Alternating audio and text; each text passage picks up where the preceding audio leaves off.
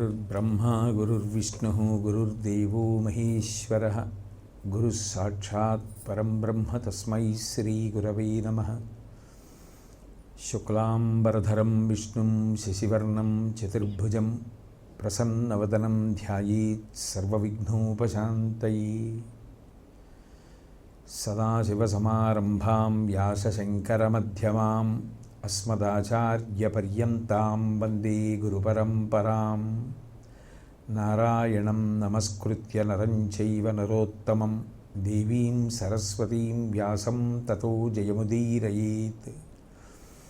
वागद्धाविव सम्पृक्तौ वागद्धप्रतिपत्तये जगतः पितरौ वन्दे पार्वती परमेश्वरौ। विमलपटी कमलकुटी पुस्तकरुद्राक्षशस्तहस्तपुटी कामाक्षी पक्ष्मलाक्षी कलितविपञ्ची विभासि वैरिञ्ची। हरि ओं। परमेश्वर स्वरूपैन सभके नमस्कारं।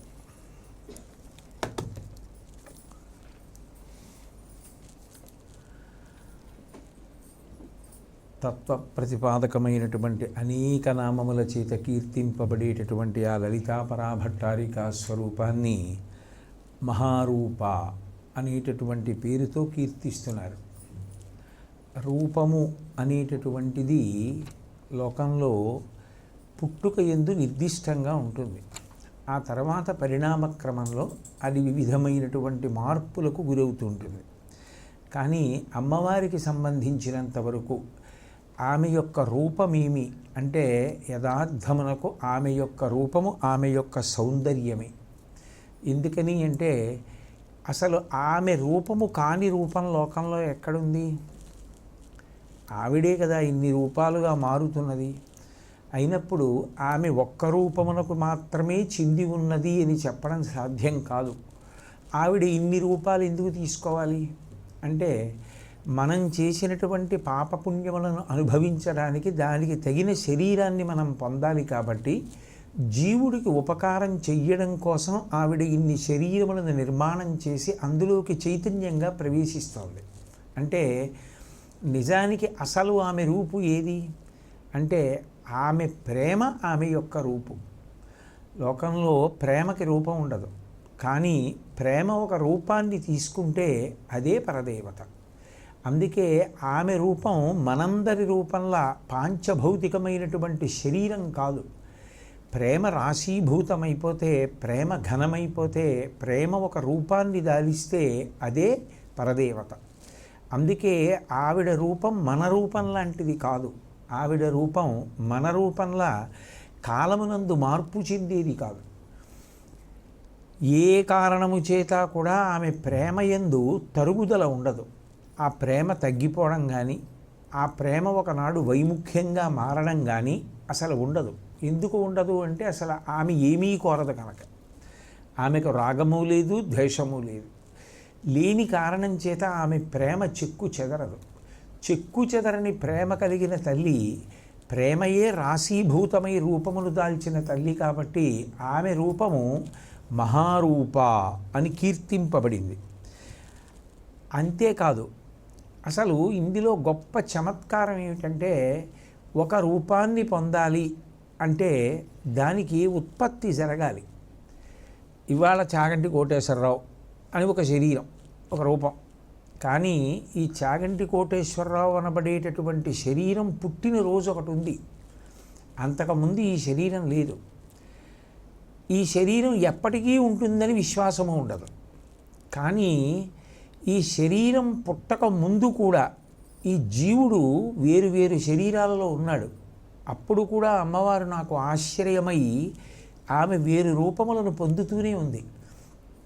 ఆమె అనేక శరీరములను నిర్మాణం చేసి నా కర్మ ఫలితాలు అనుభవింపచేయడానికి ఆమె నాకు తోడుగా ఉండి ఆ శరీరములలోకి నన్ను ప్రవేశపెట్టింది. అయినప్పుడు అది నా వరకు మాట్లాడుతున్నాను అర్థం అవడానికి. అసలు ఈ సృష్టి వ్యక్తం కాకముందు, ఈ సృష్టి వ్యక్తం కాకుండా పరమేశ్వరుని యందు మహాప్రళయంలో లీనమైపోయింది. ఆ లీనమైపోయినప్పుడు అవ్యక్తమై అసలు ఈ సృష్టి లేని సమయంలో కూడా ఆవిడ ఉంది. అప్పుడు ఆవిడ రూపం పరమేశ్వరుని యందు నేనన్న భావనగా అణిగిపోయింది. నేను అని ఒక భావన ఉంటుంది. అది ఎంతకాలం ఉంటుంది? నన్ను నేను మరిచిపోయే వరకు ఉంటుంది. నన్ను నేను మరిచిపోవడం అన్నది లౌకికంగా అర్థం చేసుకోవాలి అంటే, అనుభవం లౌకికంగా తెలియాలి అంటే గాఢనిద్ర. గాఢనిద్ర యందు నేను అన్న భావన ఉండే అవకాశం ఇక ఉండదు. ఎందుకంటే అసలు కాలముతో సంబంధం లేదు, దేశంతో సంబంధం లేదు, నేను అన్న మాట లేదు. నేను అన్న మాట లేదు కాబట్టి నాది అన్న మాట లేదు. నేను నాది అన్న రెండు మాటలు లేకపోతే అసలు ఉనికి అన్నదే తెలియదు. అటువంటి తెలియని స్థితిలో కూడా నేను ఉన్నానని నాకు తెలియదంతే. అట్లాగే మహాప్రళయం పూర్తయిపోయిన తరువాత పరమేశ్వరుడు ఉన్నాడు. ఆయన యొక్క నేనన్న భావన ఆయన యందు అణిగిపోయింది. అంటే ఆయన సమాధి స్థితి యందు ఉన్నాడు. ఆయనకి బాహ్యంతో ఏ సంబంధం లేకుండా ఉన్నాడు. అప్పుడు సూర్యుడు లేడు, చంద్రుడు లేడు, జగత్తు లేదు, ప్రాణులు లేవు, ఏమీ లేవు. ఆయనే ఉన్నాడు. ఆయన తనలో తాను రమిస్తూ కూర్చుని ఉన్నాడు. అటువంటి స్థితిలో ఆయన యొక్క నేనన్న భావన ఆయనలోకే అణిగిపోతే ఆమెయే. ఆయన యొక్క నేనన్న భావన ఆమె. ఆయన ఎప్పుడో మళ్ళీ సృష్టి చెయ్యాలనుకుంటాడు. అంటే ఒక్కసారి సమాధి స్థితిలోంచి బయటికి వచ్చాడు. నేను అన్న భావన కలిగింది. నేను అన్న భావన కలిగినప్పుడు ఆ భావనకు ఒక రూపం వస్తే అది అమ్మవారు. అందుకే శంకరాచార్యులు వారి సౌందర్యలహరిలో ఎవరు అమ్మవారు అని అడిగితే చాలా గంభీరమైనటువంటి మాట చెప్తారు. కొణత్ కాంచీదామాకరికలభ కుంభస్తననత పరిక్షీణా మధ్యే పరిణత శరచ్చంద్రవదన ధనుర్బాణం పాశం శృణిమపి తధానాకరతలై పురస్తాదస్తాం నః పురమధితురహో పురుషికా అన్నారు. పురమధితురహో పురుషికా, పురములను జయించినటువంటి అంటే మహాకారణ స్వరూపంగా ఉండేటటువంటి మహాకారణ శరీరముగా ఉండేటటువంటి శంకరుడు ఎవరైతే ఉన్నాడో ఆయన యొక్క నేనన్న భావన ఒక రూపాన్ని తీసుకుని నిలబడితే అదే ఆమె. అప్పుడు ఆయన సృష్టి చెయ్యాలి అని కోరిక పొందగానే ఆమెయే మహామాయాస్వరూపిణి అయి ఈ సమస్త జగత్తుని ఉత్పత్తి చేస్తుంది. ఆమె వినా జగత్తు వేరొకటి ఉండే అవకాశం లేదు. మహామాయా విశ్వం భ్రమయసి పరబ్రహ్మ మహిషి. ఇన్ని నామరూపములకు ఆధారమైనటువంటి మహారూపం ఆమెదే. అంటే అసలు వ్యక్తమైతే రూపం, ఆయన పుట్టాడంటే రూపం. అసలు ఈ జగత్తులే వ్యక్తము కానప్పుడు కూడా ఆమె ఉంది. జగత్తులు వ్యక్తమై ఇన్ని రూపాలుగా పొందినప్పుడు ఆవిడే నిజానికి. ఆ పంచభూతాలే ఇన్ని రూపాలు పొందుతున్నాయి. ఆ బంగారమే అన్ని ఆభరణాలైనట్టు, ఆ మట్టే అన్ని ఉపకరణములైనట్లు ఆ ఒక్క తల్లే మాయ చేత ఇన్నిగా మారుతోంది. అంటే మారినప్పుడు ఇన్నిగా ఉన్నది ఆమెయే. మారకముందు అసలు ఇవేవీ లేనప్పుడు ఆయన యందు అహంస్ఫురణముగా అణిగిపోయి ఉన్నది ఆమెయే. వ్యక్తావ్యక్త స్థితుల యందు ఉండగలిగిన రూపం ఆమెది. మనకది ఎలా కుదురుతుంది? కుదరదు. అందుకే ఆమె రూపము మనందరి రూపము వంటి రూపము కాదు. అది సామాన్యమైన రూపం కాదు. కాబట్టి మహారూప అని కీర్తించారు. అమ్మా, నీ యొక్క రూపమునందు ఈ వైవిధ్యం ఉంది. పైగా శరీరంలో మార్పు రావచ్చు తప్ప శరీరము యొక్క మౌలికమైనటువంటి లక్షణమునందు మార్పు వచ్చే అవకాశం ఉండదు. ఉదాహరణకి నేను చాలా కాలం జీవించాను అనుకోండి. నాకు 95 సంవత్సరాలు వచ్చేస్తే ఇప్పుడు ఉన్నట్లుగా నేను అప్పుడు ఉండను. శరీరం అనేక మార్పులు చెందిపోతుంది. ఇప్పుడు ఉన్నట్లు నా 30వ ఏట లేను. నేను 30వ ఏట ఉన్నట్టు 10వ ఏట లేను. 10వ ఏట ఉన్నట్టు పసిపాపడిగా లేను. కానీ తత్వతః మాత్రం శరీరం అదే మార్పు చెందుతూ వస్తుంది. మీరు ఒక చిత్రమైన విషయాన్ని గమనించండి. భగవంతుని యందు ఏమవుతుందంటే ఇట్లాగే ఉంటాడు అని చెప్పడం ఎప్పుడూ సాధ్యం కాదు. అది మార్పుకి లోనవుతూ ఉంటుంది. లీలామూర్తులు అంటారు. అందుకే ఒక్కొక్కసారి ఒక్కొక్కలా ఉంటుంది భగవన్మూర్తి. ఒకసారి లింగస్వరూపంగా ఉంటాడు, అరూపరూపి. అసలు రూపం లేదా అంటే ఉంది. కాళ్ళు చేతులు ఉన్నాయా అంటే లేవు. 5 తలకలతో ఉంటాడు. సద్యోజాత అఘోర పురుష వామదేవ ఈశానములని 5 ముఖములతో ప్రకాశిస్తూ ఉంటాడు. బాహ్యంలో ఒక రూపంగా ఆరాధన చేసినప్పుడు 5 తలలతో ఉంటాడు శంకరుడు అని. బ్రహ్మ అన్నాను అనుకోండి, 4 చేతులతో ఉంటాడు. పరదేవత అన్నాను అనుకోండి, మీనాక్షి 2 చేతులతో ఉంటుంది. కామాక్షి 4 చేతులతో ఉంటుంది. మహిషాసుర మర్దని దుర్గా మహాలక్ష్మి 18 చేతులతో ఉంటుంది. 18 చేతులతో ఉన్నా ఆవిడే, 4 చేతులతో ఉన్నా ఆవిడే, 2 చేతులతో ఉన్నా ఆవిడే, 5 తలలతో ఉన్నా ఆయనే, లింగస్వరూపంగా ఉన్నా ఆయనే, భిక్షాటనమూర్తిగా ఉన్నా ఆయనే, నటరాజుగా ఉన్నా ఆయనే, కదలకుండా తనలో తాను రమిస్తూ కూర్చున్నా ఆయనే. నాకు చెల్లుతుంది అలా? ఓ రోజు 4 చేతులతో, ఓ రోజు 2 చేతులతో, ఓ రోజు 18 చేతులతో నేను ఉంటానా? ఉండను. అంటే ఒక్కరోజు ఒక్కొక్కలా ఉండగలిగితే అసలు ఎలా ఉంటాడని లెక్క, ఎట్లాగూ ఉండడని లెక్క. అందుకని ఎట్లాగైనా మారగలడు. అసలు ఒక రూపం లేదనుకోండి, ఏ రూపం అయినా పుచ్చుకోవచ్చు. అదే రూపం అనుకోండి, ఇంకో రూపం ఎలా పుచ్చుకుంటారు? అది గొంగళి పురుగు అంటే అది అలాగే ఉంటుంది. గొంగళి పురుగు ఏదో పరిపక్వ స్థితిని పొంది మార్పు చెందినప్పుడు సీతాకోకచిలుక వాళ్ళంతే తప్ప, అది పూర్తిగా మార్పు చెందిపోయింది అప్పుడు ఇంకా మళ్ళీ సీతాకోకచిలుక గొంగళి పురుగు మాత్రం కాలేదు. వెనక్కి రాగలదా? రాలేదు. గొంగళి పురుగు సీతాకోకచిలుక అవుతుంది ప్రకృతిలో, కానీ సీతాకోకచిలుక మళ్ళీ గొంగళి పురుగు కాలేదు. కామాక్షి మీనాక్షి అవుతుంది, మీనాక్షి విశాలాక్షి అవుతుంది, విశాలాక్షి అన్నపూర్ణ అవుతుంది, అన్నపూర్ణమ్మ దుర్గమ్మ అవుతుంది, దుర్గమ్మ సరస్వతి అవుతుంది, సరస్వతి మహాలక్ష్మి అవుతుంది.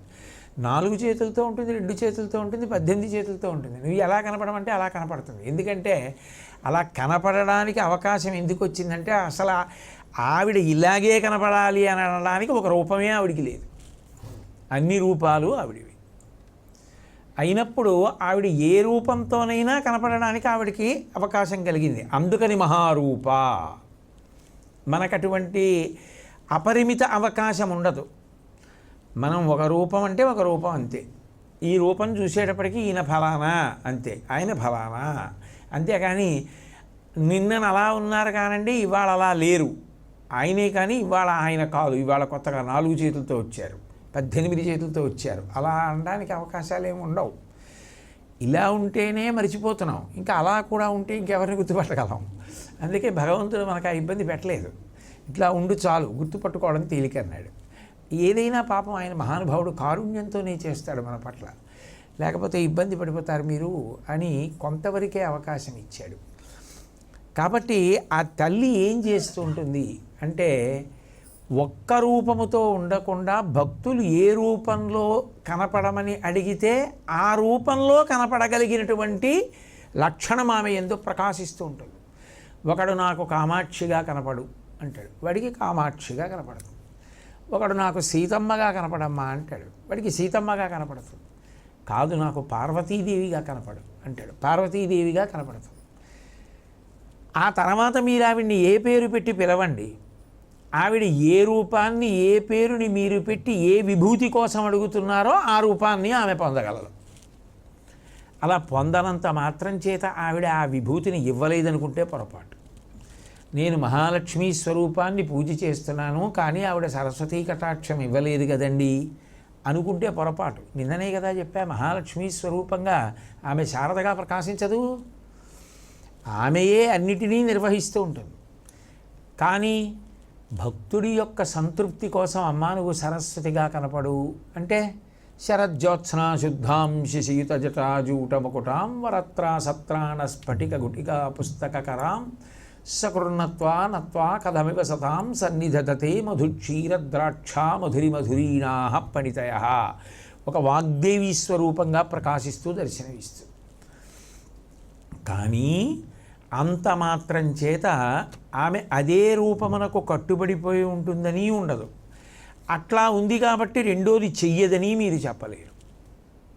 ఇప్పుడు మీకు బాగా అర్థం అవ్వాలి అంటే విష్ణువు ఎవరు అన్నారనుకోండి, ఆయన సర్వత్ర వ్యాపించినవాడు, స్థితికారుడు, రక్షణ శక్తి. ఆయన ఎప్పుడూ లోకములను రక్షిస్తూ ఉంటాడు. ఆయన ఎంతమందిని చంపేశాడు? రామావతారంలో లెక్కుందా? తరిగి అవతల పారేశాడు. ఆయన చంపలా? రాక్షస సంహారం చేయలే? రాక్షస సంహారము చేశాడు. గురువుగా ఆయన శ్రీకృష్ణ పరమాత్మగా గురువుగా రాలా? కృష్ణం వందే జగద్గురుం. ఆయన లాంటి నృత్యం చేసేవాడు ఉన్నాడా? ఎవరైనా నృత్యం చేయండి అన్నారనుకోండి, అమ్మో ఇలా ఉంటే కాలు జారుతుందేమోనండి, మరీ నున్నగా ఉంది, కొంచెం దీని మీద ఏదైనా ఒత్తుగా ఉన్న బట్ట ఏదైనా వేయండి అంటారు. బాగా చప్పుడు వచ్చే చెక్క మీద చేస్తున్నారనుకోండి, గజ్జెల చప్పుడు కన్నా చెక్క చప్పుడు ఎక్కువగా ఉందండి అంటారు. ఆయన ఎక్కడ చేశాడు? 101 పడగలు, పావు పడగల మీద నృత్యం చేశాడు. ఆయనలా రంగస్థలం మీద నృత్యం చేసేవాడు ఉంటాడా? అంటే ఒక పరమాత్మ ఎన్నిగా మారుతున్నాడు? ఆయన కన్నా సంగీత విద్వాంసుడు ఎవరు? ఆయన యమునా నదీ తీరంలో వేణుగానం చేస్తే చేతనములు అన్నీ పరిగెత్తాయి. మనుష్యులు గారు అందరూ పరిగెత్తికెళ్ళిపోయారు. ఆఖరికి ఆవు కూడా వెళ్ళైన అరికాలు నాకుతూ ఆస్వాదించింది. ఎండిపోయిన చెట్లు మళ్ళీ మొలకలెత్తాయి. ఆయన యొక్క గానం అటువంటిది. ఆయన లాంటి మల్లయోధుడు ఎక్కడున్నాడు? చాణూర ముష్టికలతో మల్లయుద్ధం చేయలే? ఆయన లాంటి మల్లయోధుడు లేడు. ఆయన లాంటి సారథేడి? ఆయన లాంటి సారథి లేడు. ఆయనలా యుద్ధం చేసేవాడు లేడు. జరాసంధాతులతో యుద్ధం చేయలే? ఎంత యుద్ధం చేశాడు? ఆయన లాంటి రాయబారి లేడు. ఆయన లాంటి మంత్రాంగం నేర్పేవాడు లేడు. ఒక్క పరమాత్మ ఎన్నిగా మారుతున్నాడు? ఆ ఒక్క పరమాత్మయే, ఆ శ్రీకృష్ణ పరమాత్మయే రథం నొగల మీద కూర్చొని విశ్వరూప సందర్శనం చేయించి, నువ్వు చంపకపోతే మాత్రం ఇందులో బతికుండే వాళ్ళు ఎవరున్నారు? భీష్మంచ ద్రోణంచ జయద్రథంచ, చూడు వీళ్ళందరినీ తినేస్తున్నాడని కాలస్వరూపంగా దర్శనం ఇచ్చాడు. ఆయనే ప్రళయకర్తగా కనపడ్డాడు. శివుడు అంటే ప్రళయకర్త అంటాం, కానీ ఆయన ఎంతమంది భక్తుల్ని ఆదుకున్న సత్వగుణ ప్రధానమూర్తి. ఆయన ఎంత జ్ఞానప్రదాత. అదేమిటండి, సరస్వతీదేవి ఇవ్వాలి కానీ శివుడు జ్ఞానం ఇచ్చేయడం ఏమిటండి? ఒకళ్ళు చేయవలసింది ఇంకోళ్ళు చేసేస్తున్నారు అంటారా? శివుడు ఐశ్వర్యప్రదాత కాడా? శివభక్తులకు ఉండేటంతటి మహదైశ్వర్యం ఎక్కడా ఉండదు. అంతటి మహదైశ్వర్య సంపన్నులు అవుతారు శివారాధన చేత. ఆయన ఐశ్వర్యాన్ని ఇవ్వట్లేదు, జ్ఞానం ఇవ్వట్లేదు, రాక్షస సంహారం చేయట్లేదు. ఆయన ఇవ్వనిది ఏముంది? ఆయన ఎంత గొప్ప గురువు, నోటితో మాట కూడా లేకుండా దక్షిణామూర్తిగా కూర్చున్నాడు. దక్షిణామూర్తిగా మౌన వ్యాఖ్య చేశాడు. ఆదిశంకర భగవత్పాదులుగా వచ్చి యావత్ భారత భూమి పర్యటన చేసి పాదచారి అయి లోకానికి గొప్ప జ్ఞానాన్ని అనుగ్రహించి పీఠ సంస్థాపన చేసి తన అంశలో పీఠాధిపతులు వచ్చేటట్టుగా అనుగ్రహించాడా? మరి శంకరుడు జగద్గురువుగా వచ్చాడా లేడా? కృష్ణుడు జగద్గురువే, శివుడు జగద్గురువే. శంకర భగవత్పాదులుగా రాలా? వచ్చి అనుగ్రహించాలా? కాబట్టి ఆయన చెయ్యనిది ఏమిటి? ఆయన ఏమైనా చేయగలడు. అందుకని భగవంతుడి విషయంలో నిజానికి ఈయన స్థితికర్త అంటే ఆయన అదే చేస్తాడండి, ఇంకోటి చేయడండి. ప్రళయకర్త అంటే ఆయన అదే చేస్తాడు, ఇంకోటి చేయడండి. ఈయన వైణికుడు అన్నారనుకోండి, మీరు వేణువు కూడా వాయించండి అన్నాం అనుకోండి, నేను వైణికుడినండి, నేను వీణ ఒకటే వాయించగలను, నేను వేణువు నేను వాయించలేను అంటాడు. సహజంగా వాయించగలిగితే ఏమో అదృష్టం. పోని వీణా వేణువు వాయించిన అన్ని సంగీత పరికరాలు తీసుకొచ్చి అక్కడ పెట్టేస్తే అన్నీ మ్రోగించేసి తనే పాట పాడేస్తాడా? సాధ్యం అవుతుందా? అలా ఉంటే ఆయన జగదేక వీరుడు అనాలి తప్ప సామాన్యుడు ఎలా అవుతాడు? అట్లా ఉండదు లోకంలో. ఎవరో ఎక్కడో ఒక్కళ్ళు అటువంటి స్థితిని చేరుకుంటే చేరుకోవచ్చేమో. కాబట్టి ఒకరు ఒకదానికి పరిమితం అవుతారు. ఈయన వైణికుడు వీణ, ఈయన గాయకుడు పాట, ఈయన కవి రచయిత, ఈయన ఉపన్యాసకుడు 4 మాటలు చెప్తాడు తప్ప పని ఏం చేయడు, నాబూటిగాడు. ఒక్కొక్కడు ఒక్కొక్క రకం. కానీ భగవంతుడికి అటువంటి పరిమితులు ఉండవు. ఆయన ఇదే చేస్తాడండి అని పైకి చెప్పడం వరకే, నిజానికి ఒక పరిచయం కోసం. అంత మాత్రం చేత ఆయన దానికే కట్టుబడతాడనుకుంటే పొరపాటు కాదు. అట్లా ఎందుకు కట్టుబడతాడు? అనుభవంలో తెలియట్లా. శివుడి పాదాలు పట్టుకుని జ్ఞానం పొందారు, శివుడి పాదాలు పట్టుకుంటే రాక్షస సంహారం చేశాడు, ఆయుర్దాయం ఇచ్చాడు, స్థితికర్త అయ్యాడు, జ్ఞానప్రదాత అయ్యాడు, గొప్ప సంగీత విద్వాంసుల్ని చేస్తాడు, సమస్త విద్యలకు అధిదేవత అయ్యాడు. నటరాజుగా ఆయన్ని కీర్తించకుండా ఎవరైనా నాట్యం చేస్తారా అసలు? కాబట్టి అసలు సమస్త విద్యలకు అధిదేవత ఆవిడే కదా, పార్వతీదేవి మహాతల్లి, కామాక్షి పరదేవత. కాబట్టి వాళ్ళకి పరిమితులు ఉండవు. భగవంతునికి పరిమితి, ఇది మాత్రమే నేను చేయగలనండి, ఏమనుకోకండి ఇది నా వల్ల కాదు అలా అనరు. భగవంతుడు ఏదైనా చెయ్యగలడు. మనకొక అవగాహన కొరకు ఆ పరమాత్మయే సృష్టి చేసినప్పుడు ఇలా, స్థితి చేసినప్పుడు ఇలా, ప్రళయం చేసినప్పుడు ఇలా అనడం అంతే తప్ప నిజానికి మీరు ఏ రూపంతో ఏ పేరుతో పట్టుకున్నా, మీరు పేరు పెట్టుకున్నా, ఆయన మాత్రం అన్నిటినీ నిర్వహించగలిగినటువంటి సమర్థతతో ఉంటాడు. అప్పుడు సమర్థత యొక్క విభూతి ఎలా ప్రకాశిస్తుంటే రూపం ఒక్క విధంగా కట్టుబడుతుందని మీరు ఎలా ప్రతిపాదించగలరు అసలు? అది సాధ్యం కాని విషయం. అప్పుడు ఆయన రూపమేమి అంటే మహారూప అనాలి. దానికి అంతు లేదు. సహస్రశీర్షవదన సహస్రాక్షి సహస్రపాత్, అనంతమైన ముఖములు ఆవిడే, అనంతమైన పాదములు ఆవిడే, అనంతమైన చేతులు ఆవిడే. ఇంతమంది ఆమె యొక్క ప్రతిబింబములే, ఆమె యొక్క రూపములే. కాబట్టి ఆ తల్లి మహారూప అని కీర్తింపబడింది. ఒక రూపంతో వచ్చాడు, ఉన్నాడు, ఉండడానికి కారణం ఆవిడే, అన్నం పెట్టి పోషించింది. ఆ రూపం పడిపోవడానికి కారణము ఆమెయే. ఆమెయే మళ్ళీ పంచభూతాల్లోకి తీసుకుంది పిండాండాన్ని, బ్రహ్మాండంలో కలిపింది. మళ్ళీ కలిపిన తల్లి పాపపుణ్యాలు అనుభవించడానికి మళ్ళీ ఇంకో శరీరాన్ని ఇస్తున్నది ఆవిడే. సృష్టి స్థితి లయ మూడు చేస్తున్నది ఆవిడే. సృష్టికర్త్రి బ్రహ్మరూప గోప్త్రి గోవిందరూపిణి సంహారిణి రుద్రరూపాతిరోధానకరీశ్వరి అన్నీ ఆవిడే చేస్తోంది. చేస్తున్నప్పుడు ఆవిడది ఒక రూపమని మీరు ఎలా ప్రతిపాదిస్తారు? అసలు రూపములకు ఆది ఆమె. ఆమెయే అన్ని రూపములను ఇస్తోంది, అన్ని రూపములుగా ప్రకాశిస్తోంది. కాబట్టి ఆమె రూపము అందరిలో ఒక రూపమని చెప్పడం సాధ్యం కాదు. కాబట్టి మహారూప. అయితే ఆమె రూపము మహారూపము అనడానికి ఒక ప్రధానమైనటువంటి కారణం కూడా ఉంది. లోకంలో ఏది కీర్తింపబడుతుందో, ఏది నిజమైన రక్షణ కల్పిస్తుందో అది చూడడానికి సాధ్యం కాదు. ఎందుకంటే దానికి రూపం ఉండదు. దానినే ప్రేమ అంటారు. ప్రేమకు ఉండేటటువంటి గొప్పతనం ఏమిటంటే దానికి కరిగిపోయే లక్షణం ఉంటుంది. ప్రేమ ఎప్పుడూ కరిగిపోతుంది, కామము ఎప్పుడూ గట్టిపడుతుంది. ఇది పొంది తీరాలి నేను అంటే కామం కాదు. అవతల వారి గురించి ఎక్కువ ఆలోచించడం అలవాటైతే అది ప్రేమ. అంటే అక్కడ కరిగే స్వభావం ఉంది, ఇక్కడ గట్టిపడే స్వభావం ఉంది. కామం ఉంటే గట్టితనం, ప్రేమ ఉంటే కరిగిపోయేతనం. ఈ ప్రేమ యందు ఒక విచిత్రమైనటువంటి లక్షణం ఉంటుంది. ఒకటి, ఒక ఆయన పైకి చాలా అందంగా ఉండకపోవచ్చు, కానీ ఆయన గొప్ప ప్రేమైకమూర్తి. నిజానికి ఆయనే అందగాడు, ఆయనే గొప్ప అందగాడు. ఎందుకంటే ఆయన చిత్రపటాలే ఇళ్లల్లో పెట్టుకుంటారు తప్ప బాహ్యంలో చాలా అందగాడైనా ఆయన చిత్రపటాన్ని ఎవ్వరూ ఇంట్లో పెట్టుకోరు. మీరు చూడండి, పైకి అందంగా శరీరం చాలా అందంగా ఉందండి అని చెప్పడానికి ఉండకపోవచ్చు.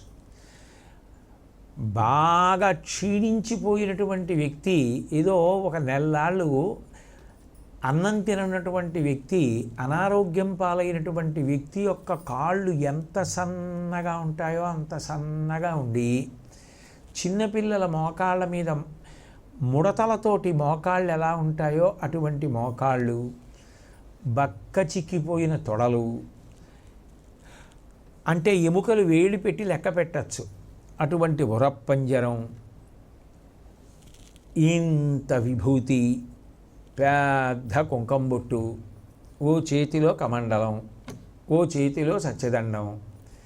కాషాయం గుడ్డ కూడా సరిగ్గా కట్టుకున్నారా అని వచ్చేటట్టుగా దేహభ్రాంతి లేనటువంటి చుట్టుకున్న కాషాయం బట్ట తలమించి వేసుకొని తెల్లటి గడ్డం పెరిగిపోయి ఉన్నటువంటి మహాస్వామి వారి యొక్క చిత్తరువు ఇంట్లో పెట్టుకుంటారా? చాలా అందగాడని లోకంలో కీర్తింపబడి నటన చేసిన వ్యక్తి యొక్క చిత్తరువు ఇంట్లో పెట్టుకుంటారా? మహాస్వామి వారి చిత్తరువు ఇంట్లో పెట్టుకుంటారు. మీకు ఆపద కలిగినప్పుడు, మీ మనసు ఆర్తి పొందినప్పుడు ఎక్కడ సేద తీరుతారు? అక్కడ సేద తీరుతారు. ఎందుకని? అది బాహ్యమైన అందం కాదు, ఆయన ప్రేమ అందం. ఆయన మన కోసం అలమటిస్తాడు, మనం బాగుండాలని నిరంతరం కోరుకుంటూ ఉంటాడు. ఎప్పుడు మన దోషం చూడకుండా వీణ్ణి ఎలా ఉద్ధరించాలి అని తాపత్రయపడుతూ ఉంటారు. నిర్వ్యాజమైన ప్రేమ అంటారు. ఆ ప్రేమకి కారణం లేదు. నిజంగా చెప్పాలంటే అంతటి మహానుభావుడి యొక్క ప్రేమకి పాత్రులం అవ్వడానికి మనకున్న అర్హత ఏమిటి అని ప్రశ్న వేశామనుకోండి, ఇది నా అర్హత అని చెప్పడానికి ఏమీ ఉండదు. ఆయన ఎందుకంత ప్రేమించాలి మనని అని ప్రశ్న వచ్చిందనుకోండి, ఈ కారణానికి అని మీరు చెప్పలేరు. ఎందుకంటే చాలా గట్టిగా మాట్లాడవలసి వస్తే ఆయన మీ నుంచి కోరేది ఏమీ ఉండదు. ఆయనకి ఏం తెలుసు అంటే మిమ్మల్ని ప్రేమించడం ఒక్కటే అనుకోవచ్చు. ఏది ఏమైపోయినా మీరు బాగుండాలంతే, అదొక్కటే. అప్పుడు ఒకటి చెప్పండి, ఒక రూపానికి అంత గౌరవం ఎందుకు వచ్చింది అంటే బాహ్యమైన అందం వల్ల వచ్చిందా, లోపలున్న ప్రేమ వల్ల వచ్చిందా? బాహ్యమైన అందం వల్ల రాలేదు, లోపల ప్రేమ మీరు అందంగా చూస్తున్నారు. పిల్లవాడికి అన్నం పెడితే ఆయన ఎవరో తెలుసా? మహాస్వామిరా, మహానుభావుడురా, అపార కరుణా సింధుం జ్ఞానదం శాంతరూపిణం శ్రీ చంద్రశేఖర గురుం. ఎవరనుకుంటున్నావు? ఆయనకి జేజీ పెట్టాలన్న ఆయన తాతగారు అని పిల్లవాడికి పరిచయం చేసి నమస్కారం చేస్తున్నాం. ఓ కష్టం వస్తే ఆయన చిత్తరువు దగ్గరికి వెళ్ళి చేతులు కట్టుకు నిలబడి ఆయన వంక చూస్తూ ఊరట పొందుతున్నాం. అంటే పైకి ఏ అందం కనపడుతోందో నిజానికి అది కాదు అందం. ఎందుకనంటే ఒక వ్యక్తి చాలా అందంగా ఉన్నాడు పైకి, కానీ ఎప్పుడు ఎవరిని మోసం చేద్దామా, ఎవరిని పడగొడదామా, ఎవరిని ఇబ్బంది పెడదామా, ఎవరిని నాశనం చేద్దామా అని లోపల ఆలోచన చేస్తూ ఉంటాడు. ఆయనకి ప్రేమ అన్న మాట అన్వయం అవ్వదు, ఆయనకి ప్రేమ లేదు. అప్పుడు మీరు ఆయన అందంగా ఉన్నాడు కదా అని దగ్గరగా తిరగలరా? భయపడతారు, దూరంగా జరుగుతారు. ప్రేమ ఎక్కడుందో అక్కడ మీకు తెలియకుండా దగ్గర అయిపోతారు. ఎందుకు అయిపోతారు అంటే ప్రేమ పెద్ద ఆకర్షణ. మళ్ళీ చెప్తున్నాను, ప్రేమ అన్న మాటకు అర్థం ఏ ప్రతిఫలాన్ని కోరకుండా కరిగిపోయేటటువంటి లక్షణం మనసు యందు ప్రకాశిస్తే అది ప్రేమ. దాని యందు ఏమిటి తెలుస్తుంది? ఇవ్వడం తెలుసు, కానీ నిజానికి పుచ్చుకోవడం కోసం ఆర్తి చాలా తక్కువే ఉంటుంది. వాడి ప్రేమ కోసం తీసుకోవడం అంతే తప్పించి నిజంగా తన కోసం కాదది. అయినప్పుడు ఆ ప్రేమ ఉన్నటువంటి వ్యక్తి అందం బాహ్యంలో ఉన్న అందాన్ని లెక్కలోకి తీసుకుని కాదు. బాహ్యంలో ఎంత అందగాడైనా ప్రేమ లేకపోతే ఆయనకి దగ్గరికి జరగరు యథార్థానికి. అమ్మో చాలా ప్రమాదం అండి బాబు, ఎక్కువ సన్నిహితంగా ఉండకండి అంటారు. అంటే నిజమైన అందం ఇది ప్రేమ. కానీ ఆ ప్రేమకి రూపం ఉందా? ప్రేమ ఎక్కువ అయితే రూపాన్ని చూడకుండా ప్రేమిస్తున్నారు, వీరు గౌరవిస్తున్నారు. ఒకవేళ ప్రేమ రూపాన్ని పొందితే మీరు వదలగలరా? అటే చూడకుండా ఉండగలరా? ఆ దగ్గరికి వెళ్లకుండా ఉండగలరా? దాని చేత ఆకర్షణ పొందకుండా ఉండగలరా? దాన్ని ఆశ్రయించకుండా ఉండగలరా? బాగా పట్టుకునే ప్రయత్నం చేయండి. లోకంలో ప్రేమకు రూపం లేదు. ప్రేమ బాగా ఉన్న వ్యక్తికి అందంతో సంబంధం లేదు. ప్రేమ బాగా ఉంది, ఆయనే అందగాడు, ఆయన చిత్తరువులే పెట్టుకుంటారు. ప్రేమే రూపాన్ని తీసుకుంటే అసలు అది నాకు తెలియదని మీరంటే ఇంకా మనుష్య జన్మకు అర్థం ఉందా? ఆ ప్రేమ రూపాన్ని పొందితే లోకంలో విచిత్రమైన విషయం కాబట్టి ఆమెయే జగదంబ. అందుకని మహారూప. ఎవరామె? రాశీభూతమైనటువంటి ప్రేమ. అందుకే ఆవిడ ఏమిటంటే శోభ. శోభ అంటే కాంతి. శోభ ఏం చేస్తూ ఉంటుంది? ఆవిడ అందం ఏం చేస్తూ ఉంటుంది? శుభములనిస్తుంది. అంత ప్రేమైకమూర్తి. ఆమె వంక చూడకుండా మీరు ఉండలేరు.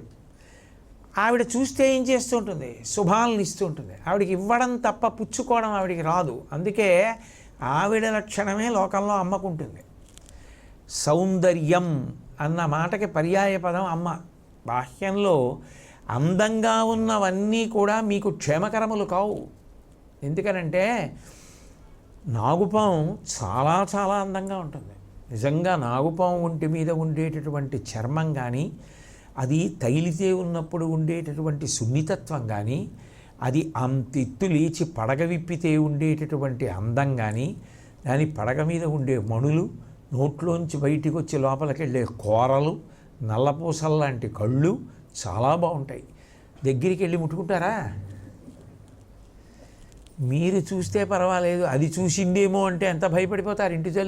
ఇంటి చుట్టూ అవి ఇవి చోళ్ళు అవి మంత్రించి తెచ్చుకు చల్లుకుంటారా? నేను చూశాను కానీ అది నన్ను చూసిందేమో అని భయం. అంత అందంగా ఉందిగా, ఎందుకు దగ్గరికి వెళ్ళరు? పెద్ద పులి భలే ఉంటుంది, చాలా విచిత్రంగా ఉంటుంది. దాని ముఖం మీద ఆ చారలు భగవంతుడు అసలు ఎలా సృష్టించాడా అనిపిస్తుంది. అటువంటి చారల మధ్యలో ఆ గుడ్లు అది అలా ఉంటుంది ఆ ముఖం చూస్తుంటే. అంత అందంగా ఉంది కదా, ఓసారి వెళ్ళి అలా పట్టుకుందాం దాన్ని వెళ్ళగలరా? సాధ్యమే? అందంగా ఉన్నవన్నీ క్షేమకరములు కావు. ఏది క్షేమకరమో అదే అందము. అమ్మ కన్నా క్షేమకరం లోకంలో ఇంకోటి లేదు. ప్రాణం పోయినా బిడ్డ అభ్యున్నతిని తప్ప వేరొకటి అమ్మ కోరదు. అందుకే సౌందర్యమనగా బాహ్యమైన అందము కాదు. నీ కోసం తన ప్రాణం వదిలిపెట్టేయగలిగిన శక్తి లోకంలో ఎక్కడుంటుందో అది సౌందర్యం. అలా ఎవరు వదిలిపెట్టగలరు? నిజానికి తండ్రి ఆ మాట అనడం, తల్లే అంటుంది. తల్లి అవసరమైతే ప్రాణం వదిలిపెట్టేస్తుంది. అట్లా నిజంగా జరుగుతాయని కాదు కానీ కొంచెం పరుషంగా అనిపించినా ఒక కథ చెప్తూ ఉంటారు. వెనకటికి ఎవరో కొంచెం ఉండకూడని రీతిలో ఉన్నటువంటి ఒక ఆవిడ, నీ తల్లి గుండె పట్రా అందిట. ఆయన ఆమె యందు వ్యామోహాన్ని పెంచుకున్నాడని. ఆయన తల్లి నిద్రపోతుండగా చటుక్కున గుండె కోసి గుండెకాయ చేతితో పట్టుకు పరిగెడుతున్నాడు ఆమె దగ్గరికి. గడప తన్నుకు పడిపోయాడు. ఆ చేతిలో ఉన్న తల్లి గుండె జారి కింద పడింది. నాన్న దెబ్బ తగలలేదు కదా అని ఆగిపోయిందట. గుండె పైకి తీశాడని కాదు, పిల్లాడికి గడప దెబ్బ తగిలిందేమోనని ఆఖరణ కింద పడిపోయినప్పుడు అని ఆగిపోయింది. అది అమ్మ. దానికి చదువుతో సంబంధం ఉండదు. ఇంత చదువుకుంటే అమ్మ అని ఉండదు. ఏమీ చదువుకోకపోయినా, ఏమీ తెలియకపోయినా బిడ్డ విషయంలో అమ్మ అమ్మే.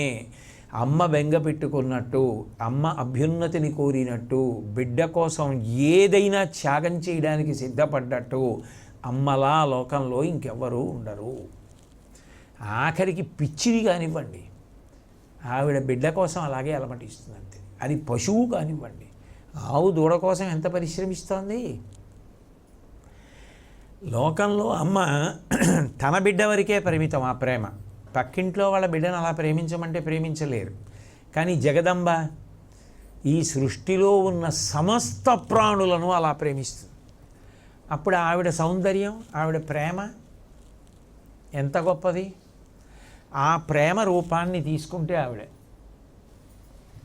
అప్పుడు మీరు ఆవిడికి నమస్కారం చేయకుండా, ఆవిడ్ని చూడకుండా, ఆమె కనపడగానే ప్రతిరోజు ఒక్కసారి ఆగి కన్ను బాగా విప్పి ఆవిడ వంక చూసి సంతోషాన్ని పొందకుండా ఎలా వెళ్ళిపోగలరు మనుష్య జన్మలో ఉండి? అది అపురూప దర్శనం. మీకు ఎక్కడైనా మనిషిలో ప్రేమ కనపడాలి, ఇక్కడ ప్రేమ మనిషిగా కనపడుతుంది. అందులో ఇంక ఏ కల్తీ లేదు. ఎంత ప్రేమ కలిగిన వాడైనా ఒక్కొక్కసారి కించిత్ ప్రేమ కన్నా కోపం ఏదో ఉండొచ్చేమో. కానీ అమ్మవారి యందు అసలు ప్రేమ తప్ప ఇంకొకటి ఎప్పుడూ ఉండదు. అప్పుడు ఆవిడ రూపం ఏమనాలి? మహారూపం అనాలి. అందుకే మహారూప. అందుకే ఏం చేస్తుంటుంది ఆవిడ అంటే ఆవిడకి కరిగే లక్షణం ఉంది ప్రేమ. ఆవిడ వంక తిరిగి ఆవిడ నామాలు పరిశీలించారనుకోండి, ఆవిడ నామాలు పరిశీలించడం అంటే అర్థం ఏంటి? ఆవిడ తత్వాన్ని పరిశీలించడం. ఆవిడ తత్వాన్ని పరిశీలిస్తే మనమేమవుతాం? మనము కరిగిపోతాం. అది కరిగిపోయే లక్షణం, ఇది కరిగిపోయే లక్షణం. ఈ రెండు కరిగిపోయి ఒకటైపోయాయి అనుకోండి, రెండు ఎలా అవుతాయి? అప్పుడు పరిమితమైన రూపం మహారూపంలో కలిసిపోయి మహారూప అయిపోయింది. అంటే తనలోకి తీసేసుకోగలదు. ఆమె యందు ఆ ప్రేమ భావన ఉన్నవాడెవరో వాడిని కరిగేటట్టు చేసి తనలోకి కలుపుకుంటుంది. ఆ లక్షణం ఆమె యందు ఉన్నది. తను కరుగుతుంది, అవతల వాడు కరిగేటట్టు చేస్తుంది. నామ పరిశీలనం అంటే తత్వపరిశీలనం. తత్వపరిశీలనం చేత ఇంత గొప్ప తల్లి లేదు. నా తల్లి వంక చూడాలి, నా తల్లి సంతోషించేటట్టు ఒకరోజు మొత్తం మీద కనీసం 5 నిమిషాలు నేను గడపాలి. వీడికి శరీరం ఇచ్చినందుకు, వీడి శరీరంలో చైతన్యంగా నేను వీడికి ఆసరాగా ఉన్నందుకు, వీడు నా పట్ల కృతజ్ఞతతో ప్రవర్తిస్తున్నాడు అని ఆవిడ సంతోషించేటట్టు ఒక రోజు మొత్తం మీద 5 నిమిషాలైనా గడుపుతాను నేను. అట్లా ఉంటాను. ఒక 5 నిమిషాలు నా కొరకు అన్నది ఏదీ లేకుండా ఆమె సంతోషము కొరకు అని చేస్తాను. అక్కడ రాగం లేదు, ద్వేషం లేదు. ఆమె ఎలా ఉంటుందో నేను అలా ఉంటాను. 24 గంటల్లో 23 గంటల 55 నిమిషాలు ఉండలేకపోయినా 5 నిమిషాలు ఆవిడ కోసం ఉంటాను అని మొదలెడితే కరిగేటట్టు చెయ్యడం ఆవిడకొచ్చు. ఇంకా మిగిలింది కరిగేట్టు ఆవిడ చూస్తుంది. అసలు అది బండరాయి అయితే మీకెవడు కొట్టగలడు? దానికి ఒక గుల్లబారుతనం ఉంటే మీకు కొట్టగలరు. రామకృష్ణ పరమహంస మాటల్లో చెప్పాలంటే అసలు ఆర్ద్రత అంటూ ఉండాలి కదా. ఆ ఆర్ద్రత కూడా ఆమె ఇవ్వగలదు. బండరాయిని కూడా ఆవిడ కరిగించగలదు. అందుకే రాశీభూతమైనటువంటి లక్షణమే ఆమె. అంతేకాదు ఆమె యందు ఒక గొప్పతనం ఉంది. అందుకే లోకంలో పిల్లలకి అన్నం పెట్టేటప్పుడు తప్పకుండా ఒకసారి అన్నపూర్ణాస్తవంలోంచి ఒక్క శ్లోకమైనా చెప్పి అన్నం పెడతారు. ఇప్పటికీ నేను చాలా ఇళ్లల్లో చూస్తూ ఉంటాను. వాళ్ళు అన్నపూర్ణాష్టకంలో అందరూ కలిసి ఒక శ్లోకాన్ని చదివి అప్పుడు అన్నం తింటారు. నేను చాలా ఇళ్లల్లో చూశాను. ఈ ఉపన్యాసాల పేరు చెప్పి వెళ్తూ ఉంటాను కదా, ఒక్క శ్లోకమైనా చెప్తారు. నిత్యానందకరీ వరాభయకరీ సౌందర్యరత్నాకరీ అట్లా ఏదో ఒకటి చెప్పి అన్నపూర్ణాష్టకం ఎటు ఉండనే ఉంది కదా. కాబట్టి కాశీపురాధీశ్వరి భిక్షాం దేహి కృపావలంబనకరీ మాతా అన్నపూర్ణేశ్వరి అని. ఎందుకు అన్నం తినే ముందు చదవడం ఒకసారి అంటే మనందరికీ పెట్టడంలో ఒక పరిమితి ఉంటుంది. ఎంత ప్రేమ ఉండనివ్వండి, ఎంత పెట్టగలిగిన శక్తి ఉండనివ్వండి, సంపాదించింది వాళ్ళ కోసమే తప్ప నిజానికి మనం దాచుకుందామన్న భావన తల్లిదండ్రులకు ఉండదుగా. వాళ్ళు సుఖపడాలనే ఉంటుంది. కానీ కూతురు పెళ్ళి అవుతోందనుకోండి, మీరు ఎంతమంది వస్తారు పెళ్ళికి అని అడగకుండా ఉండగలరా? ఆడపిల్లివారు ఎంతమంది వస్తారు పెళ్ళికి అని అడుగుతారా? ఇన్ని పూటలు ఉంటారు అని అడుగుతారా? ఎన్ని పూటలు పెట్టవలసి ఉంటుంది ముహూర్తాన్ని బట్టి అని అడుగుతారా? ఏం పెట్టాలి ఆ పూటల్లో అని అడుగుతారా? పొద్దున్న పలహారం ఏం చేయించమంటారు, మధ్యాహ్నం భోజనంలో ఏం చేయించాలి, ఆ రోజు ఏదో ఫలానా వారం వచ్చింది పలహారం చేయించమంటారా, రాత్రి భోజనాలు చేస్తారా మీ వాళ్ళు? అంటే కొంతమంది పెద్దవాళ్ళు ఉన్నారు పలహారం చేస్తారు, కొంతమంది భోజనం చేస్తారు. రెండూ చేయించండి అంటే రెండూ చేయించాలా? ఒకవేళ 5 పూటలు చేయించవలసి వచ్చింది అనుకోండి, వాళ్ళ ఇంట్లో 3 పూటలతో అయిపోయింది, మనకు 5 పూటలు పట్టింది ముహూర్తం అలా లభించింది. ఎంత అయిపోయిందో అందులో వాళ్ళు ముందు 100 అన్నారు, తర్వాత 200 అన్నారు, తర్వాత మీ ఇంటి పెళ్ళికి అరగో అలా ఆయన ఎవరో వస్తున్నాడు కదా అందుకని మేము వస్తాను చూడడానికి 700 అయ్యారు, వీడు మన పక్షాన ఉండడం మన ప్రారంభమైందని. మొత్తానికి ఎంతమంది, ఎన్ని పూటల, ఏమిటి ఈ ప్రశ్న తప్పుతుందా పెట్టడంలో మనకి? ఆఖరికి అది కన్న కూతురు పెళ్ళైనా తప్పదు. ఎంతమంది అయినా రండి వండుతూనే ఉంటాం పెడతాం అని పెళ్లి చేసేవాడు ఉంటాడా? ఉంటారా? అలాగా ఏమో ఉంటారేమో, నాకు తెలియదు. మరి ఆవిడ ఎంతమందికి ఎన్ని పూటలు ఏం పెట్టాలి అని ఎప్పుడన్నా అడిగిందా? అప్పుడు ఆ ప్రేమ ఆవిడలా పెట్టలేకపోయినా పెట్టి బ్రతకడం నేర్చుకో. లేనినాడు మనుష్య జన్మకు అర్థం లేదు. అందుకు అన్నపూర్ణ స్తవం చేయించి అన్నం పెడతారు పిల్లలకి. కనీసం అన్నపూర్ణ అష్టకం చదవడం రాకపోతే అన్నపూర్ణ అష్టకం వచ్చిన వాడిని చదవమనాలి, లేకపోతే ఇప్పుడు వినడానికి బోల్డు సాధనాలు వచ్చాయిగా, విని అన్నం పెట్టాలి. ఎందుకనంటే పెట్టే తరించాలి తప్ప దాచుకుని తరించేది ఉండదు. మనం ఇంటికి బంధువులు వస్తుండనివ్వండి, మిత్రులు వస్తుండనివ్వండి, ఎన్నాళ్ళు ఉంటారు? ఆయన ఏం తింటారు? ఆ కూర తింటారా? ఈ పచ్చడి వేసుకుంటారా? మధుర పదార్థం పెడితే తింటారా అంటారు. రాత్రి ఏం తింటారండి మీరు అని అడుగుతారు. పొద్దున్న లేవగానే ఏమి తీసుకుంటారు, ఎన్ని మాటలు తీసుకుంటారు అని అడుగుతారా? ఎందుకంటే మరి 2 అక్షరాలు 1 అక్షరంతో ఉండేటటువంటివి 1 మాట మాత్రమే సేవింపబడతాయా? అందుకని ఎన్ని మార్లు తీసుకుంటారు, అప్పటికప్పుడు పెట్టివ్వాలా, లేకపోతే ఎందులో పోసి తెచ్చి అక్కడ పెట్టచ్చా వేడిపోకుండా అని అడుగుతారా? ఇన్ని ప్రశ్నలు వేసి పెడతారు. ఆవిడ అడుగుతోందా? నేను మాంసమే తింటాను అని చెప్పకుండా పుట్టిన ప్రాణికి జీవితాంతం మాంసం పెడతాను. ఎక్కడ తానే నీకు బతికున్నంతకాలం మాంసం అని ఎప్పుడైనా అందావు పులిని, సింహాన్ని? ఇదేమిటి చెట్లు ఆకులు తినేసి ఇంత అయిపోతున్నావు, అయినా నీ కడుపు చూస్తే ఇంతుంది, ఎంత పెడతావు, ఎంత తింటావే, ఎక్కడ తానని ఎప్పుడైనా ఏనుగునందే? కుందేళ్ళు చూసి ఇంతే తింటావని సంతోషించిందే? సరే అది ఇది ఏది ఎట్టా ఎన్ని పూటలు ఎప్పుడెప్పుడు తింటూనే ఉంటున్నా ఎవరినైనా ఏమైనా అందే? పెడుతూనే ఉంది కదా ఆవిడ. తప్ప అసలు ప్రేమ అన్న మాట పెట్టడం దగ్గర అయితే అన్నపూర్ణ కన్నా ప్రేమ ఎక్కడుంది నాకు చెప్పండి. మీరు ప్రేమ రూపం దాలిస్తే అంటున్నారు కదా, ప్రేమ రూపం దాల్చిన అమ్మవారిని ఒకటి చూపించండి మాకు అంటే నేను అన్నపూర్ణ అంటాను. మీరు కాదనగలరా? అపాత్రుడికి పెడుతోందిగా, తినేసి కడుపు నిండా బ్రేవుమని త్రేయించి ఆవిడెక్కడుందండి? అన్నవాడికి కూడా అన్నం పెడుతోందిగా. ఇంకోటి అనుకోండి, తినేసి ఏ ఇంటికి వెళ్ళామో ఇంటి యజమాని దెబ్బలాడారు అనుకోండి, మీరు ఏమన్నా మేము ఊరు వెళ్ళవలసి వచ్చింది, అకస్మాత్తుగాను ఉత్తరం వచ్చింది, ఏమనుకోకండి, మీరు ఇంకో బస్సు చూసుకోండి అంటారు కదా. కానీ మరి ఆవిడ అలా అంటుందా ఎప్పుడైనా? తినేసి ఆవిడ గురించి పట్టించుకోకపోయినా పోన్లేరా కడుపు నిండా తిన్నాడు పిల్లాడు అంతే చాలంటారు. తల్లి ప్రేమ అలా ఉంటే మరి ఇన్ని కోటాను కోట్ల ప్రాణులకు అన్నం పెడుతోంది. చీమ దగ్గర నుంచి ఇన్ని ప్రాణులకు ఇన్ని పూటల ఎవరు ఏం తింటే అదే పెడుతున్నటువంటి తల్లి యొక్క గొప్పతనం. ప్రేమ లేకపోతే ఈ పెట్టడం ఎక్కడి నుంచి వచ్చింది? పెట్టడం తప్ప ఇంకోటి లేదు.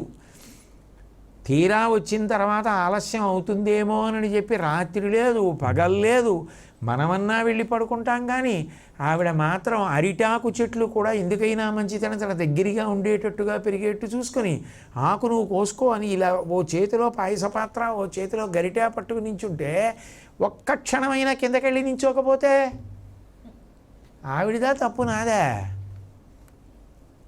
మరి అప్పుడు రాశీభూతమైన ప్రేమ కాదు అన్నపూర్ణ, ప్రేమయే రూపం దాల్చింది, అందుకే అలా పెడుతోంది. ఇంకా ఇంతకన్నా ఏం చెప్పాలి అప్పుడు? మహారూప అంటే అందుకనే అన్నపూర్ణ మహారూప. అన్నపూర్ణే పార్వతి, పార్వతి సరస్వతి, సరస్వతి లక్ష్మి అయితే అవన్నీ మహారూప. ఏది ఇవ్వాలన్నా అన్నం పెట్టడం కన్నా గొప్ప చదివి ఇవ్వడం, చదువు కన్నా గొప్ప వాక్యం ఇవ్వడం, అంతకన్నా గొప్ప సంగీతం, అంతకన్నా గొప్ప వాద్యం. మరి ఇవన్నీ ఇస్తుంటే ఏమనాలి? ఎందుకు ఇవ్వాలి? ఆవిడ ఏమైనా పరిశీలనం చేసి నీకు కుదరదంది అనుకోండి, ఎంతమందిని నిలబడతాం? ఎంతమందికి ఎన్ని ఇస్తోంది? అందుకని ఆ తల్లి మహారూప.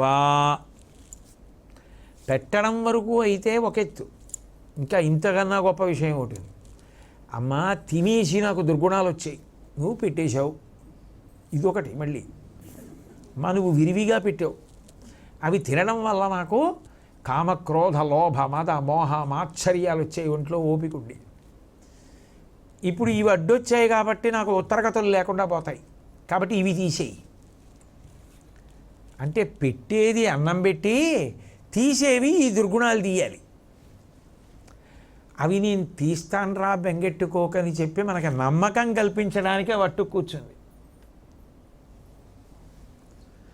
నీ కోపం తీసేస్తాను, అందుకని క్రోధాకారాంకుశోజ్వల, నువ్వు లౌకికమైన విషయముల వైపు కాకుండా భగవత్ప్రసాదంగా అనుభవించడం నేర్పుతాను. చెరుకు విల్లు పట్టుకుంది. నీకు లోకమునందుండేటటువంటి రాగాన్ని భగవద్రాగంగా భక్తిగా మారుస్తాను. రాగస్వరూప పాషాఢ్య, నువ్వు శబ్దస్పర్శ రసరూప గంధముల ద్వారా సుఖములను అనుభవించేటటువంటి వాటిని భగవద్భక్తి చేత ప్రసాదంగా మారుస్తాను. నాగుపాము విషం నేను చొక్క నోట్లో వేసుకున్నాను అనుకోండి, మర్నాటికి ఫోటో ఉంటుంది గోడ మీద. అది వైద్యుడు శుద్ధి చేసిస్తే ఔషధం అవుతుంది. అమ్మవారికి చూపించి తీసుకుంటే ప్రసాదం అవుతుంది. అదే ప్రసాదానికి మనం వండుకు తినడానికి తేడా. నైవేద్యం పెట్టుకు తింటే ఏమైంది? నిజానికి ఆవిడ తినలేదు. నైవేద్యం ఆ భక్తి భావనతో పెట్టి ఆవిడ తిందని భావన చేసి తింటే తత్శేషం కాబట్టి అదేమైంది? ప్రసాదం అయింది, భావశుద్ధి కల్పించింది. ప్రసాదం ఏం చేస్తుంది? మంచి బుద్ధులు, మంచి భావనలు ఇస్తుంది. అదే ఇంటి సంతోషానికి, ఇల్లాలి సంతోషానికి కారణం. ఇల్లాలు సంతోషంగా ఉండాలంటే ఎవరు నైవేద్యం పెట్టుకు తినాలి? ఇంటి యజమాని పెట్టుకు తినాలి. యజమాని మంచి బుద్ధులతో ఉన్నాడనుకోండి, ఇల్లాలు సుఖంగా ఉంటుంది కదా. కాబట్టి ఆ పైన ఆవిడే పెట్టుకుంటుంది. ఆవిడికి ఆ మంచి బుద్ధి ఆవిడికి ఎట్లాగో ఉంటుంది. అంటే వాళ్ళకు ఉండదన్న ఉద్దేశ్యం కాదు, అమ్మవారి పరంగా చెప్తున్నాను కాబట్టి అట్లా అంటున్నాను. శివుడి పరంగా చెప్పాను అనుకోండి, అప్పుడు అటువైపు నుంచి అంటాను. కాబట్టి ఆమె కడుపు నింపడం ఒకటే కాదు, ఆవిడకున్న గొప్పతనం ఏమిటంటే మనలో ఉన్న దుర్గుణములను తీసేస్తాను సుమా అని చెప్పడానికి రూపాలు తీసుకుని కూర్చుంటూ ఉంటుంది. అట్లా కూర్చుంది అంటే దాని అర్థం ఏమిటి? ఇలా నాలుగు పట్టుకుంటే నీలో ఉన్నటువంటి క్రోధాన్ని తీసేస్తాను, నీకున్న అనవసరపు రాగాలు తీసి భక్తి రాగంగా మారుస్తాను, నీకు మనసులో ఉన్నటువంటి అక్కర్లేని ఆలోచనలు, అక్కర్లేని కోరికలు తీసేసి వాటిని భగవత్ సంబంధమైన వాటిగా మారుస్తాను. ఇది చెప్పడానికి ఆవిడ ఆయుధాలు పట్టుకుంది తప్ప, ఆయుధాలు పట్టుకోకపోతే ఆవిడ చేయలేదేమిటి? చేయగలదు. మనకి నమ్మకం కల్పించడానికి ఆవిడ పట్టుకుంది. ఇదో విచిత్రం. మనకి ఉన్న పెద్ద అనుమానం ఏమిటంటే, నిజమే అంటాం ప్రతిదానికి, అందులో నా బోటిగాడు వింటాడా ఓ పట్టాన. అందుకని భగవంతుడు ఎప్పుడూ నమ్మించడానికే ప్రయత్నం చేస్తూ ఉంటాడు. రామాయణంలో రాముడు ఏం చేశాడు?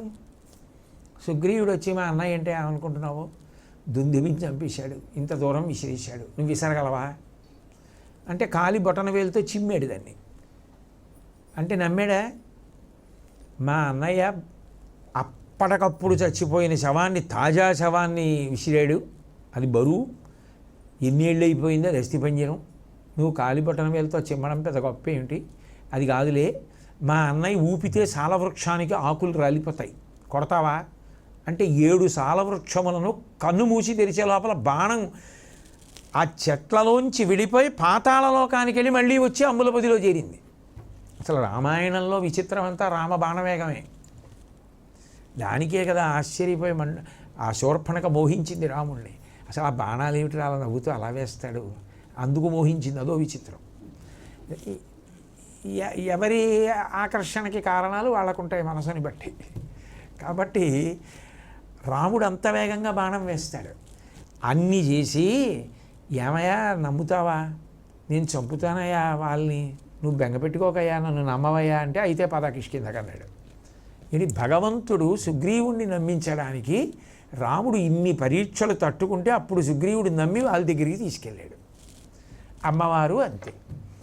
వీళ్ళు నమ్ముతారా? పెడతానంటే పోనీ పెట్టిందంటే నమ్ముతారేమో, గుణాలు తీసేస్తుందా దుర్గుణాలు అంటారేమో అని అట్లా కూర్చుంటుంది. ఓహో ఇందుకా పట్టుకుంది, నిజం సుమండి, ఉపాసన చేసిన తర్వాత నాకు కోపం తగ్గిపోయింది అని తెలుసుకున్న తర్వాత వాడు ఆవిడ వైపుకి తిరుగుతాడు. మనల్ని నమ్మించడానికి పట్టుకుంది తప్ప, లేకపోతే అసలు ఆవిడకి ఆ అవసరం ఏమిటి అలా పట్టు కూర్చోడానికి? అంటే అప్పుడు ప్రేమ రూపాన్ని దాల్చిందా లేదా? తల్లి చూడండి, ఓ మంచి చీర కట్టుకుని ఆవిడ వెళ్తూ ఉంటే పిల్లాడు, అమ్మ నువ్వు ఎక్కడికో వెళ్ళిపోతున్నావమ్మా, అమ్మ నువ్వు ఆశ్చర్యపోతావమ్మా, అమ్మ నువ్వు ఆశ్చర్యపోతావమ్మా, నన్ను తీసుకెళ్ళవమ్మా అని చెప్పి వాడు అడ్డుపడిపోయి వాడు ఆడుకోరా అంటే ఆడుకోడు. అప్పుడు అమ్మ ఏం చేస్తుంది, ఇగో నేను ఎక్కడికి వెళ్ళను, కావాలంటే చూడు ఈ తలుపులు వేసానా, ఇగో లోపలికి వచ్చి కూర్చున్నాను, ఎక్కడికే వెళ్ళను, నువ్వు కూర్చో ఆడుకో అంటే అప్పుడు వాడు ఆడుకుంటాడు. పోనీ ఏదో చాలా ఉక్కపోతగా ఉంది, కాసేపు అలా బయట నించుందని చల్లటి గాలేస్తోందంటే వాడు నించొని ఇస్తాడా? ఆవిడ ఎక్కడికైనా వెళ్ళిపోతుందేమో అని వాడికి అనుమానం. వాడిని నమ్మించడానికి ఉక్కపోస్తున్నా మళ్ళీ వచ్చి లోపల కూర్చుంది ఆవిడ. ఎందుకు కూర్చోవాలి? ప్రేమ బిడ్డ మీద. ఆవిడ అంతే ప్రేమ. ఆ ప్రేమకు అంతేమిటి ఇంకా, అందుకని రూపాలు తీసుకుంటుంది. అందుకే శంకరాచార్యుల వారు ఒక పరమాద్భుతమైన శ్లోకం చేశారు. అసలు నిజానికి ప్రతి శుక్రవారం చదువుకోవలసిన శ్లోకం అది. తనోతు క్షేమం నస్తవ వదన సౌందర్యలహరి అన్నారు. అమ్మా నీ ముఖం వంక చూస్తే చాలు మాకు క్షేమము కలుగుతుంది. ఎందుకని? పరమ ప్రేమైక మూర్తివి కనుక, ప్రేమ రాశీభూతమైంది. నహ మాకు క్షేమమును కటాక్షించుగాక. అంతేకాదు అమ్మవారి విషయంలో విచిత్రం ఏమిటో తెలుసా? అమ్మవారి యొక్క రూపం కాదు, అమ్మవారికి సంబంధించినటువంటివి ఏవి మీరు చూసినా దానికి ఓ ఫలితం ఉంటుంది. ఆవిడ ఓ అనుగ్రహాన్ని ఇస్తుంది. ఎందుకంటే అవన్నీ కూడా అంత పవిత్రములు. అవి తనంత తానుగా కాదా వస్తువు. ఆ వస్తువు ఆమె ఉపయోగిస్తున్న కారణం చేత అది చూసిన భక్తులకు అనుగ్రహం పొందడానికి ఆ శక్తి ఆవిడిస్తోంది ఆ వస్తువులోకి. ఆర్యాద్విశతి దుర్వాసో మహర్షి చేశారు. మహానుభావుడు. మనుశ్చంద్ర కుబేరశ్చ లోపాముద్రాచ మన్మద అగస్తీరగ్నిసూర్యశ్చ అని ద్వాదశామి ఉపాసకాహ 12 మంది ఉపాసకుల్లో దుర్వాసో మహర్షి ఒకరు అమ్మవారికి. క్రోధభట్టారకో దేవ్యా ద్వాదశామి ఉపాసకాహ. క్రోధభట్టారకుడు అంటే దుర్వాసో మహర్షి. అంత తత్వం తెలిసి ఉన్నవాడు అమ్మవారిది. ఆయన ఆర్యాద్విశతి చేశాడు కామాక్షి పరదేవత మీద. అందులో ఆయన కొన్ని ఆశ్చర్యకరమైన విషయములు చెప్పారు. అందులో ఒక చోట ఒక మాట అంటారు. మంచస్యోపరి లంబన్ మల్లీ పున్నాగ మాలికాభరితం హరిగోపమయ వితానం హరతాదాలస్య మనిషమస్మాకం. అమ్మా నీ మంచం మీద, అంటే ఆవిడ పడుకునేటటువంటి మంచం మీద పైన ఒక చాందిని ఉంది. అది ఎర్రటి చాందిని. ఎరుపు కంటికి స్ఫుటంగా కనపడుతుంది కదూ. ఆ ఎర్రటి చాందిని వేసి ఉంది. అంటే అదొక మర్యాద. ఎవరైనా ఉండే చోట, నిలబడే చోట, కూర్చునే చోట, పడుకునే చోట పైన ఒక చాందిని ఉండడం అనేటటువంటిది ఒక మర్యాదగా భావిస్తారు పూర్వం. అందుకే మహారాజుల ఇళ్లల్లో లాగా దోమతెర లాంటివి కుర్చీళ్ళు పెట్టి ఆ తెరలు పక్కకి ఆ గుంజలకి కట్టి ఉంటే దాని మీద పడుకునేవారు. అదొక సౌభాగ్యం, అదొక వైభోగం. కాబట్టి పైన ఆచ్ఛాదన ఉండి ఉంటుంది. అమ్మవారు పడుకునేటటువంటి మంచం మీద అటువంటి ఎర్రటి చాందిని కట్టి ఉంటుంది.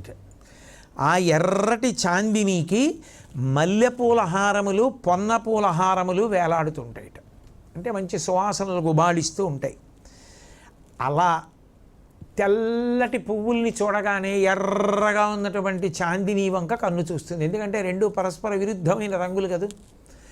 అందుకని అటువైపు చూడగానే అటువైపు కన్ను చూస్తుంది. ఆ పూలహారాల వంక కానీ ఆ చాందిని వంక కానీ ఎవడైనా చూస్తే మనసులో వాడి అజ్ఞానం పోతుందన్నారు దుర్వాసో మహర్షి. అంటే నిజానికి ఆవిడ చాందిని ఎందుకు కట్టుకుంది? ఆ మల్లెపూలు, పొన్నపూలు ఎందుకు హారాలు దింపింది? మన కోసం. బిడ్డలు చూసి అజ్ఞానాన్ని పోగొట్టుకోవాలి. అంటే ఆవిడ పట్టుకున్న ఆయుధముల ద్వారా అనుగ్రహం కాదు, ముద్ర ద్వారా కాదు, పాదముల ద్వారా కాదు, పాదధూళి ద్వారా కాదు, అనుగ్రహ వీక్షణము చేత కాదు, పడుకునే మంచానికి కట్టిన పూలదండలు చాందినితో కూడా అనుగ్రహిస్తుంది. అంటే ఇంక అసలు ఆ కారుణ్యానికి ఏమైనా హద్దుందా? ఇంత ప్రేమ ఉన్న రూపం లోకంలో ఎక్కడుంటుంది? ఎప్పుడూ ఇతరుల యొక్క సౌభాగ్యం, ఇతరుల యొక్క అభ్యున్నతి, అంతే. అందుకని ఆమె రూపం మహారూప. అది మామూలు రూపం ఎలా అవుతుంది? నిజంగా చెప్పాలంటే ఆమె యొక్క ప్రేమ రూపాన్ని దాల్చింది అని చెప్పడానికి ప్రయత్నం ఎంతసేపైనా చేసినా దాన్ని పూర్తి చేయడం సాధ్యం ఎవరికీ కాదు. ఎందుకు కాదు అంటే ఆమె తన ప్రేమతో ఎన్ని చేస్తూ ఉంటుంది అని ఒక ఆధారం తీసుకుని ఆలోచించడం మొదలు పెడితే ఉప్పు సముద్రం లోతు కనుక్కోవడానికి ఉప్పు బొమ్మ వెళ్ళినట్టు కరిగిపోతుంది. ఓ ఉప్పు బొమ్మోటి బయలుదేరి నేను సముద్రం లోతు కనుక్కొచ్చి మీకు చెప్తాను ఇక్కడే ఉండండి అని ఒడ్డున ఒకడిని నించోబెట్టి బయలుదేరింది అనుకోండి, అది వస్తుందా? ఇంకా అది ఉప్పు బొమ్మ, అది ఆ నీళ్ళల్లో కరిగిపోతుంది. అమ్మవారి యొక్క గుణములేమి, ఆమె ప్రేమ ఏమి, ఆమె ఎంతమందిని కాపాడుతుంటుంది, మనని కాదు ఎంతమందిని కాపాడుతుంది అని ఒక ఆలోచన మీరు మొదలుపెట్టారనుకోండి. ఆమె ప్రేమ గురించి మీరు మొదలుపెట్టినటువంటి ఉత్తర క్షణంలో మీరు ఆ ఆలోచన చెయ్యడంలో ఆవిడ గురించి ఆలోచిస్తూ ఆ ప్రేమని పరిశీలిస్తూ మీరు కిందకి వెడుతుంటే మీరు కరిగిపోయి ఆ మహారూపమునందు ఒరిగిపోతారు. అంటే మీరు మహారూపం అయిపోతారు.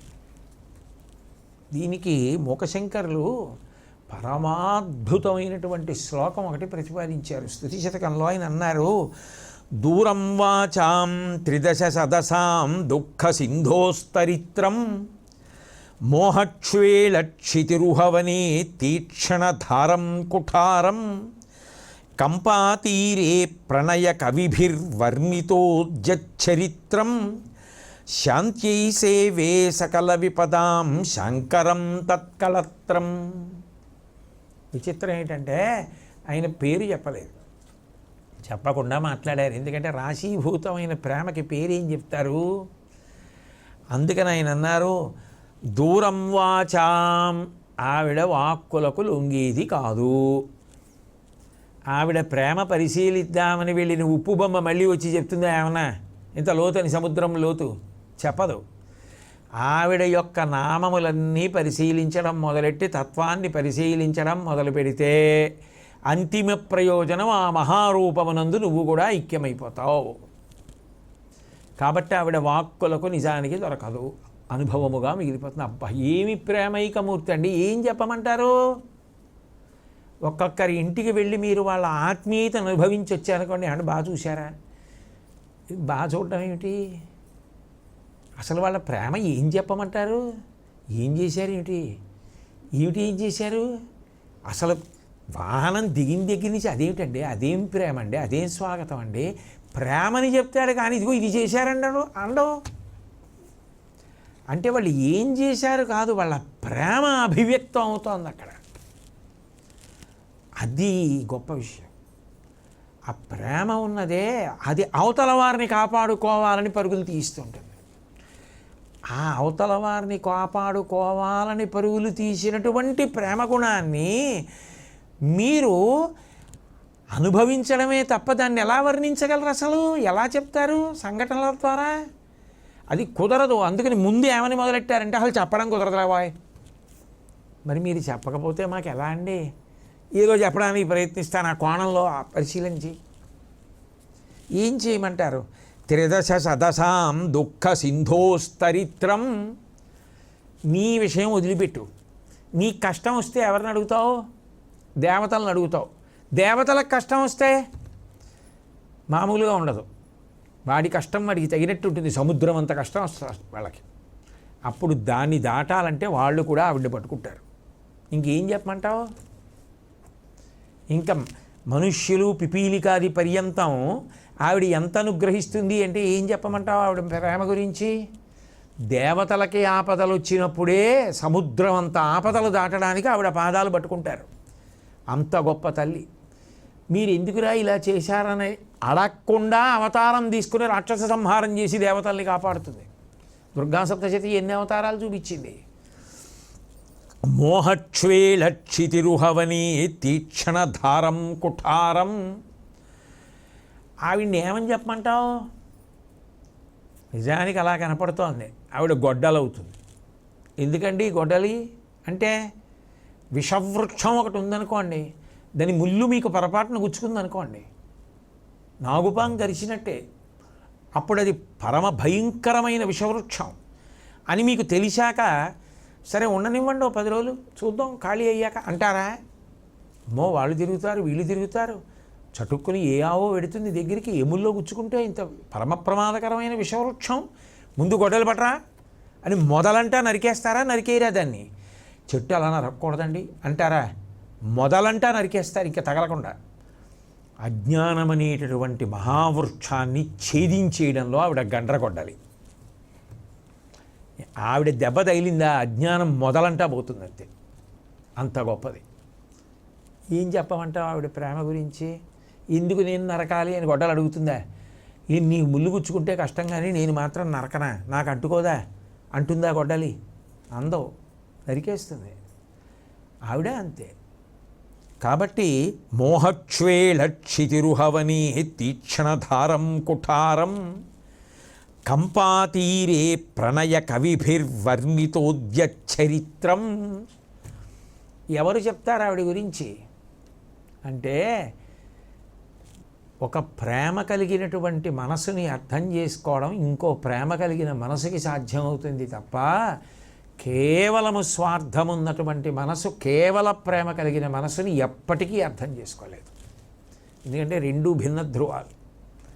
ఒకదానికి రాగం, ఒకదానికి త్యాగం, రెండూ విరుద్ధం. ఒకటి నిప్పు, ఒకటి నీరు.